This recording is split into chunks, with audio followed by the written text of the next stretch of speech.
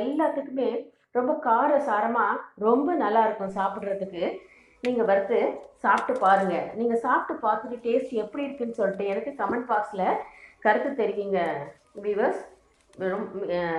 நிஜமாலுமே ரொம்ப நல்லாயிருக்கும். மீன் வறுவல் இதே மாதிரி தான் மீன் வறுவல் பண்ணுறாங்க. இது நான் வெஜிடேரியனாக இருந்தால் மீன் வறுவலுக்கு போட்டுப்பாங்க. இப்போ வெஜிடேரியனா நீங்கள் வாழைக்காயில் இந்த மாதிரி மீன் வறுவல் மாதிரியே செஞ்சு சாப்பிடலாம். ரொம்ப சூப்பராக இருக்கும். சாப்பிட்டு பாருங்கள் வீவர்ஸ். உங்களுக்கு பிடிச்சிருந்தா என்னுடைய சேனலை லைக் பண்ணுங்கள், ஷேர் பண்ணுங்கள், கமெண்ட் பண்ணுங்கள். மறக்காமல் சப்ஸ்கிரைப் பண்ணிவிடுங்க வீவர்ஸ். பாருங்கள், இதுக்கு முக்கியமாக டேஸ்ட் கொடுக்கறது வெங்காயம், ஜீரகம். அது ரொம்ப நல்லாயிருக்கும்.